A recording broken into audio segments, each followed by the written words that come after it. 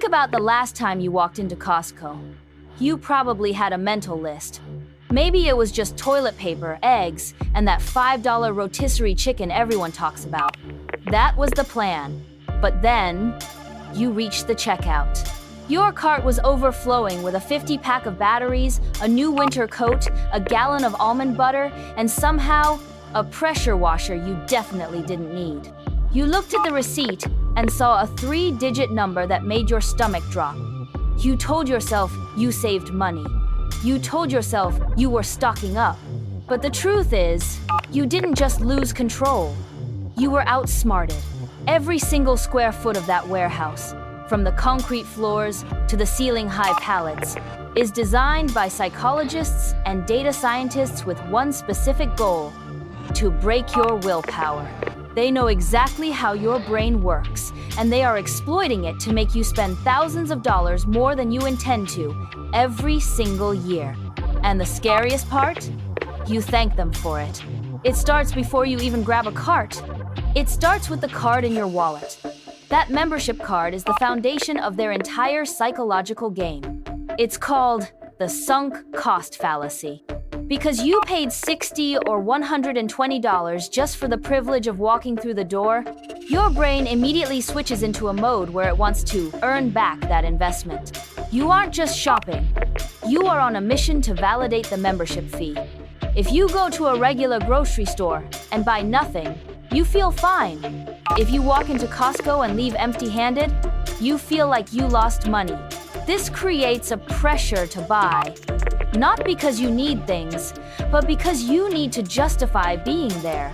This is why you load up on things you don't really need. Your brain is telling you that the more you spend, the more value you are extracting from your membership. It's a brilliant trap that turns spending money into a feeling of winning. Once you are inside, the physical environment takes over. Have you ever noticed that Costco doesn't have aisle signs? In a normal supermarket, you look up, see cereal or pasta, and you go straight there. You get in, you get out. Costco deliberately hides that information. They don't want you to find what you are looking for. They want you to get lost. They want you to wander. They call this the treasure hunt.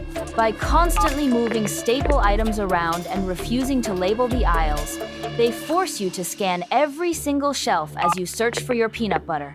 And while you are scanning, you are exposed to what they call triggers, impulse buys strategically placed to catch your eye.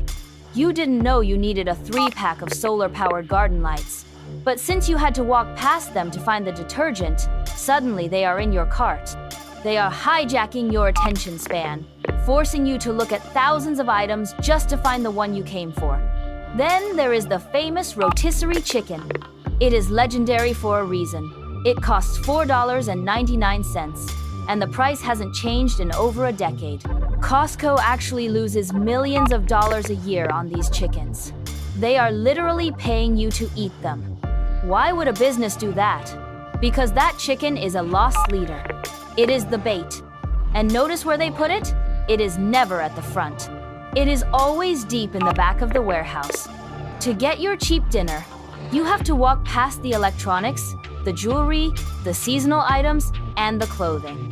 They know that on your journey to save $5 on chicken, you are statistically likely to spend $100 on other things. The chicken isn't a product. It's a magnet that drags you through the most dangerous parts of the store. But the manipulation gets deeper when you look at how the products are packaged. This is the bulk buying psychology. When you see a massive container of olive oil or a 2-pack of ketchup bottles, your brain stops doing normal math. You stop looking at the total price and start obsessing over the price per unit. You convince yourself that buying 5 pounds of strawberries is a smart financial decision because it's cheaper per pound.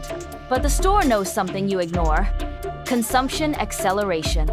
When you have a massive amount of food at home, you eat it faster. You pour more cereal into the bowl because the box is huge. You use more laundry detergent because the jug is heavy. And inevitably, a percentage of that bulk food goes bad before you can eat it. When you throw away that last pound of spinach because it turned to slime, you have destroyed all the savings you thought you made. But you don't calculate that loss. You only remember the deal you got at the register. Let's talk about the samples.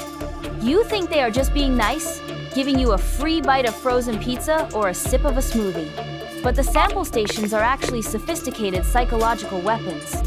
First, they slow you down. They create traffic jams that force you to stop walking and look at the products. Second, they engage your senses. The smell of cooking food triggers hunger, and a hungry shopper buys significantly more than a full one. But the most powerful trick here is reciprocity. When someone gives you a gift, even a small one like a piece of cheese, humans are hardwired to feel a debt of gratitude. You feel a subconscious obligation to give something back. That something back is putting the box in your cart. You aren't buying it because it tastes amazing. You are buying it because you feel guilty walking away after taking a freebie. Even the floor itself is part of the con. Have you noticed the lighting and the shelving? It's industrial. It's ugly. The concrete floors are hard. The pallets are exposed, and the lighting is harsh. This is not because they can't afford nice shelves. It is a deliberate aesthetic choice known as no-frills marketing. By making the store look like a warehouse, they are signaling to your subconscious that there is no markup for decoration. It tricks you into thinking everything is a wholesale bargain. If they put the same products on nice wooden shelves with soft lighting, you would be more critical of the prices. But because it looks like a factory, your guard goes down.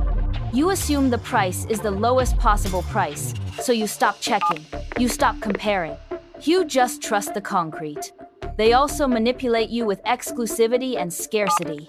You will often see items that are here today, gone tomorrow. This creates a fear of missing out, or FOMO. You see a set of golf clubs or a specific brand of jacket, and you know that if you don't buy it right now, it might be gone next week. Costco does not restock the same way other stores do. They rotate inventory specifically to create this anxiety. It forces you to make split-second purchasing decisions. You don't have time to go home and think about it. You don't have time to comparison shop on your phone. The urgency overrides your logic, and you grab it just in case. Finally, there is the checkout experience. The lines are long, the carts are huge.